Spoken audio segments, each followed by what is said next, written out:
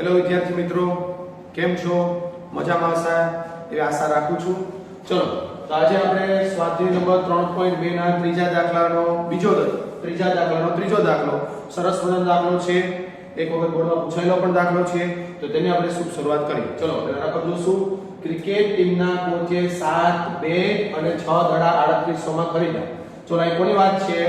બેટ અને દડા. જે સંખ્યા જે વસ્તુ આપેલી હોય એને આપણે શોધવાની હોય અને આપણે ધારવાનું છે. તો પહેલા શું શરૂઆત કરશું આપણે કે ધારો કે બેટની કિંમત બરાબર x રૂપિયા. બીજું કોણ આપેલું છે? દડાની કિંમત બરાબર y રૂપિયા. ઓકે, હવે જો શું આપણે 7 બેટ અને 6 દડા લખું છું. 7 બેટ અને 6 દડાની કિંમત કેટલા પેલી છે? 3800 રૂપિયા. ચલો, તો હવે 7 ના 7 એસીડીસ, 6 ના 6 એસીડીસ, બેટ ને આપણે શું કીધેલું છે? x, તો એટલે લખું છું x. દડાને આપણે શું કીધેલું છે? y, તો એટલે લખું છું y. બંનેની કિંમત એટલે બેટ અને દડાને બેને તમે સરવાળો કરશો તો મળશે આપડા 3800. તો શું લખું છું? પ્લસ આ ઇક્વેશન નંબર આપણું 1.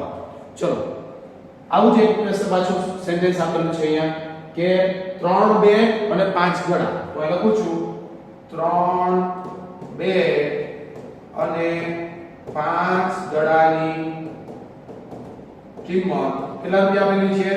1750 રૂપિયા આપેલી છે.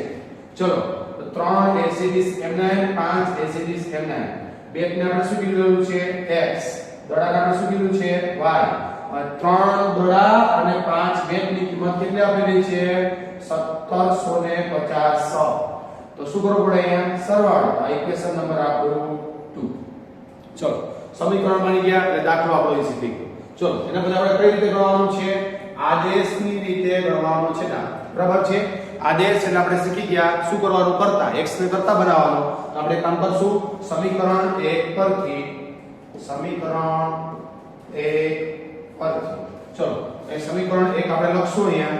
સમીકરણ 1 શું છે? 7x 6y બરાબર 3800. ઓકે, ચલો પહેલા 6y ને પેલી બાજુ મોકલીશ ઇઝ ઇક્વલ ટુ પેલી બાજુ તો પ્લસ છે એટલે કેટલા થશે? Minus 6y. ઓકે, ચલો x એકલા જ હોવા જોઈએ. હજુ અહીં આપણી પાસે છે 7. 7 ને મોકલશું તો ક્યાં આવશે? છેદમાં. તો x બરાબર 3800 માઈનસ 6y ના છેદમાં 7. હવે x કરતા બની ગયા તો એને આપણે ઇક્વેશન કંઈક નવો આપી દઈશું. સમીકરણ નંબર 3. હવે સાંભળજો મિત્રો, જે સમીકરણમાં જે આપણે x ની કિંમત મૂકી એ સમીકરણમાં કિંમત મૂકી શકીએ નહીં. તો સમીકરણ 2 માં આપણે કિંમત મૂકશું. તો કામ કરીએ અહીંયા. સમીકરણ 2 માં સમીકરણ 3 ની કિંમત મૂકતા. ચલો, સમીકરણ 2 લખશું આપણે. શું છે?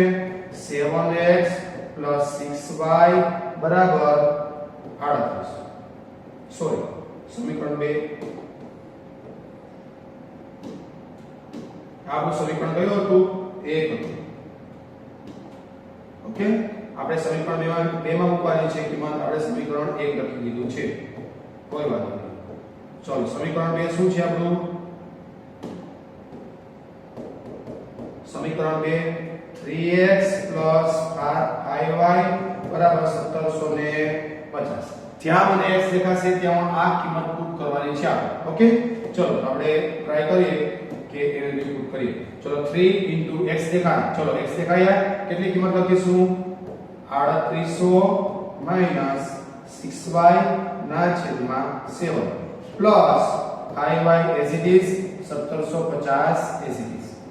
ચલો, હવે વિદ્યાર્થી મિત્રો પહેલા આપણે એક કામ કરશું. અહીંયા છેદ ઉડતા નથી. 3 નો મલ્ટીપ્લિકેશન પહેલા 3800 સાથે કરશું અને 3 નો મલ્ટીપ્લિકેશન 6y સાથે કરશું. અહીંયા આપણે કામ કરશું 3800 ગુણ્યા 3 0 0 8 તેરી 24 તેરી 3 તેરી 9 11400 6 તેરીને -18y છેદમાં કેટલા છે? 7 પ્લસ 5y બરાબર 1750. ઓકે, ચલો જેના છેદમાં હોય એ સામેની બાજુ આપણે મલ્ટીપ્લિકેશન કરીએ છીએ એટલે 7 નું મલ્ટીપ્લિકેશન 5y સાથે થશે અને 1750 સાથે થશે તો 11400 minus 18y plus 7 પંચાને 35y બરાબર જોયા 1750 ગુણ્યા 7 0 7 પંચા 35 3 37 49 50 51 ને 2 કે રીતે 5 7 એકા 7 7 ને 5 12 12250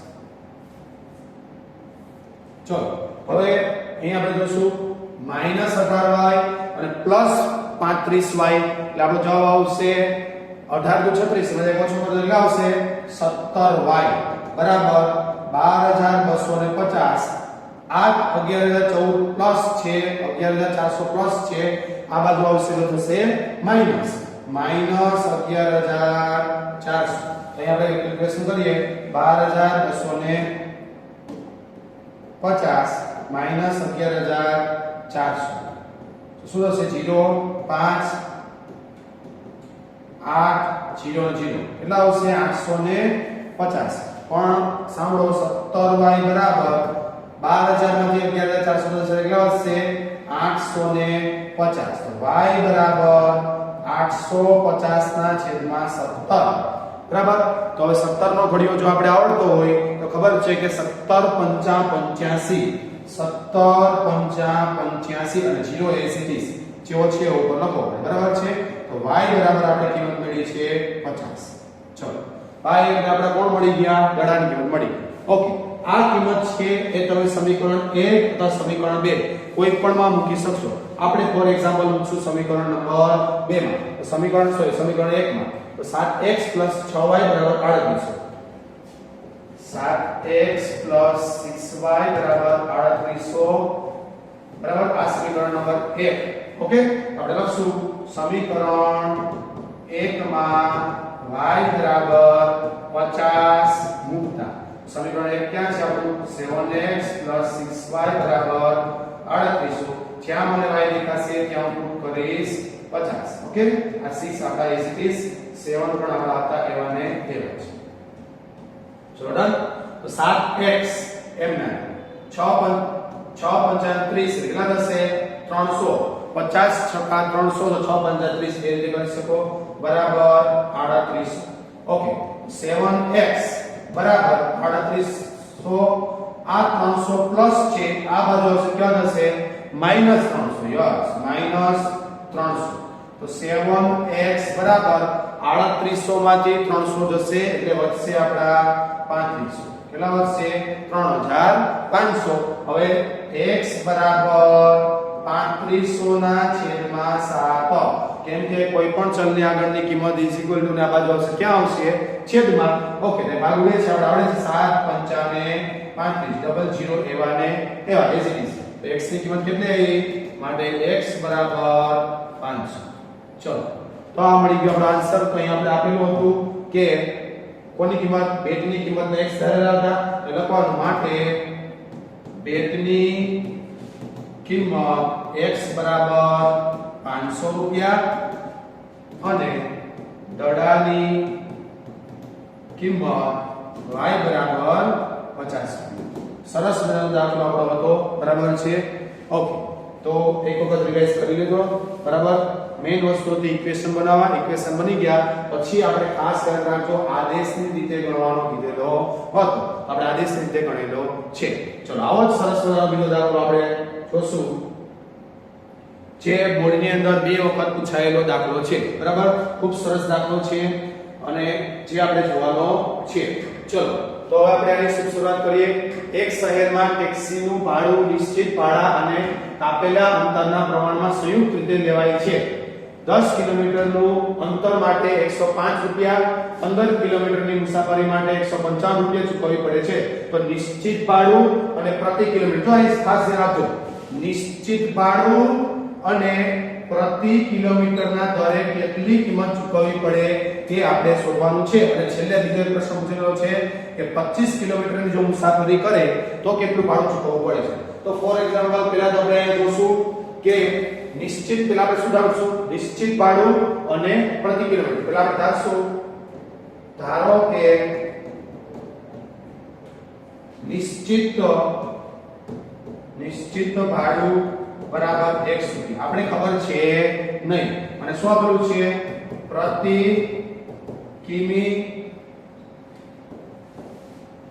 કિલોમીટર ના દરે ભાડું બરાબર y રૂપિયા હવે સાંભળો આમાં કેવું થાય છે કે તમે કોઈ પણ મુસાફરી કરો છો તો એની અંદર તમે ફોર એક્ઝામ્પલ ટોયોટા રિક્ષા તો એની અંદર તમે બેઠા તો એક ફિક્સ ભાડું છે ફોર એક્ઝામ્પલ 5 રૂપિયા હોય બરાબર છે પછી રિક્ષા ડ્રાઈવર એવું કહે છે કે 1 કિલોમીટર 10 રૂપિયા 5 કિલોમીટર કાપશો તો આપણે કેટલું ભાડું ચૂકવવું પડે 5 કિલોમીટર એટલે 10 એટલે 50 રૂપિયા અને ફિક્સ ભાડું કેટલું હતું 5 રૂપિયા 55 રૂપિયા ચૂકવવું પડે એ રીતે નિશ્ચિત ભાડું કંઈક છે આપણે ખબર છે નહીં અને પ્રતિ કિલોમીટર ભાડું કંઈક છે આપણે ખબર છે નહીં આપણે ઇક્વેશન એક આપેલું છે કે 10 કિલોમીટરના અંતર માટેના આપેલા છે 105 એ લખું છું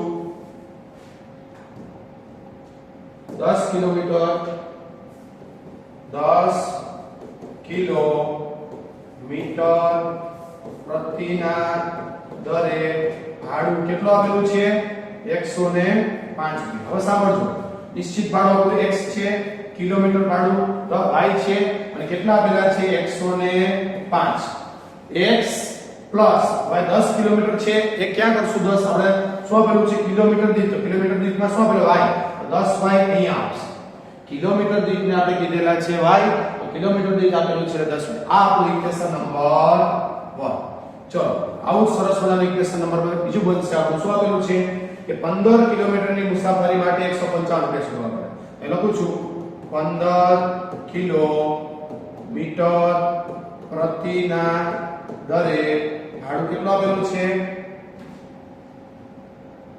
15 કિલોમીટર પ્રતિના દરે ભાડું આપેલું છે આપણે 155 ચલો તો એ બનશે આપણું નિશ્ચિત ભાડું x છે કિલોમીટર દર y છે અને કેટલા આપેલા છે 155 પણ એ જો 15 કિલોમીટર એટલે 15y આપણે લખશું આ આપણું સમીકરણ નંબર બનશે 2 ઓકે ચલો તો આપણે શીખી ગયા કઈ રીતે શોધવાનું છે આદેશની રીતે કરવાનું છે આદેશ એટલે કરતા કરવા તો આપણે સમીકરણ 1 ઉપરથી કરશું તો સમીકરણ 1 ઉપરથી કરતા પહેલા લખીએ છીએ સમીકરણ 1 પરથી ચલો શું થશે x plus 10y બરાબર 105 આ 10y નું મોકલી દઈશ આ બાજુ બરાબર તો x બરાબર 105 minus 10y આ આપણું ઇક્વેશન નંબર બની ગયું 3 આ સમીકરણ નંબર 3 ની કિંમત મૂકશું આપણે સમીકરણ 2 માં તો લખશું આપણે સમીકરણ 3 ની કિંમત સમીકરણ 2 માં મૂકતા ચલો સમીકરણ 2 ને આપણે જરૂર પડશે બેટા અહીંયા તો આપણે સમીકરણ 2 લખશું x 15y 155 તો x 15y 155 જ્યાં આપણે y બરાબર કેટલા મૂકશું x બરાબર કેટલા મૂકશું 105 minus 10y ચલો આ x 105 minus 10y આપણે આ x ની કિંમત મેળવી ક્યાંથી લીધેલી છે આપણે આગળના સમીકરણ નંબર 3 માં છે x બરાબર કેટલા લખવાના 105 minus 10y 105 minus 10y આ 15y આપણા as it is જેવા છે તેવા ને તેવા આપણા 155 એવા ને બરાબર હવે સાંભળજો 105 કેવા છે પ્લસ છે આ બાજુ આવશે કેવા થશે માઈનસ તો કરી શકો 155 minus 105 ઓકે ચલો અહીં જો -10y અને +15y એટલે -10y અને +15y આપણે કોઈને 10 રૂપિયા દેવાના હોય અને આપણી પાસે 15 રૂપિયા ઓલરેડી હોય તો આપણે 10 રૂપિયા આપી દઈશું કેટલા રૂપિયા વધશે 5 રૂપિયા છે કેટલા વધશે 5y ઓકે તો y 5y બરાબર 155 માંથી ને 105 જશે એટલે વધશે આપડા 50 ઓકે ચલો y બરાબર 50 ના છેદમાં 5 કેમ કે આ આપડા 5 છે ચલની આગળની કિંમત છે ક્યાં આવશે છેદમાં તો 5 10 50 એટલે y બરાબર આપણે કિંમત મળી ગઈ 10. ઓકે, ચલો કોઈ પણ સમીકરણમાં મૂકી શકો y ની કિંમત. આપણી પાસે સમીકરણ 2 અહીં આપેલું છે તો સમીકરણ 2 માં પહેલા મૂકી દો. 1 માં પણ મૂકી શકો છો, 2 માં પણ મૂકી દો. જવાબ as it is એનો એ જ આવશે. તો શું લખશું આપણે? સમીકરણ 2 માં y બરાબર 10 મૂકતા. ચલો સમીકરણ 2 હું લખું છું x 15y બરાબર 155. x 15 * y ની કિંમત કેટલી છે? 10 આપણે ભણેલી છે. 15 * 10 એટલે 150 બરાબર 155. x બરાબર 155 માઈનસ 150. આ 150 પ્લસ છે, આ બાજુ માઈનસ થશે. તો x બરાબર આપણે મળી ગયા 5. ચલો તો એનો મતલબ એ કે x ની કિંમત આપણી મળેલી છે 5 એટલે આપણું નિશ્ચિત ભાડું કેટલું છે? 5 રૂપિયા. એટલે પ્રતિ કિલોમીટરના દરે ભાડું કેટલું છે? 10. બરાબર છે. તો અહીં આપણે લખી શકીએ માટે નિશ્ચિત ભાડું બરાબર 5 રૂપિયા અને પ્રતિ કિલોમીટર ના દરે ભાડું બરાબર 10. પણ સાંભળજો મિત્રો, આપણા પ્રશ્નનો જવાબ અહીંયા પૂરો થઈ જતો નથી. ઘણા બધા વિદ્યાર્થી મિત્રો અહીંયા એક્શન જવાબ આવી ગયો, દાખલો પૂરો જવાબ આવી ગયો. 1 માર્ક્સ જતો રહેશે. સાંભળો શું આપેલું છે છેલ્લે કે 25 કિલોમીટરની મુસાફરી માટે કેટલું ભાડું ચૂકવવું પડે. તો અહીંયા આપણે લખવું પડશે માટે 25 કિમી ની મુસાફરી માટે ભાડું. ચલો કેટલા આવશે? જો આપણું નિશ્ચિત ભાડું હતું એ તો આવશે ને, x તો આવશે. ચલો x પ્લસ કેટલા કિલોમીટર છે? 25. તો 25 અને કિલોમીટર દીઠ મુસાફરીને આપણે શું કીધું હતું? y. ઓકે, ચલો નિશ્ચિત ભાડું કેટલું છે આપણું? 5 પ્લસ 25 * y ની જવાબ કેટલો મળેલો છે? 10. એટલે 5 પ્લસ 250 એટલે આપણો જવાબ આવશે 255 રૂપિયા ચૂકવવું પડશે. એટલે એવું થશે કે 25 કિલોમીટર આ ભાઈ જશે તો એને 255 રૂપિયા ચૂકવવું પડશે. ઘણાને એવો પ્રશ્ન છે સાહેબ 1 કિલોમીટર 10 રૂપિયા છે તો 25 કિલોમીટર 250 રૂપિયા ન થાય? વાત 100% તમારી સાચી, પણ અહીં સમજો કે આપણે 5 રૂપિયા છે નિશ્ચિત ભાડું મળે છે. એટલે કે તમે ઓટો રિક્ષામાં બેસશો તો 5 રૂપિયા તમારે આપી દેવાના. ખ્યાલ આવ્યો? પછી કિલોમીટર એક ચાલશે 10 રૂપિયા, બીજો 1 કિલોમીટર ચાલશે તો બીજા 10 રૂપિયા, બીજો 1 કિલોમીટર ચાલશે તો 10 રૂપિયા. એટલા માટે 25 કિલોમીટર ચાલશે તો એ 250 રૂપિયા થશે અને નિશ્ચિત ભાડું આપણે જે રિક્ષામાં બેઠા એ 5 રૂપિયા એટલે 255 રૂપિયા ચૂકવવું પડશે. Thank you so much. આપણે મળતા રહીશું આ રીતે બીજા વિડીયોમાં. Thank you so much.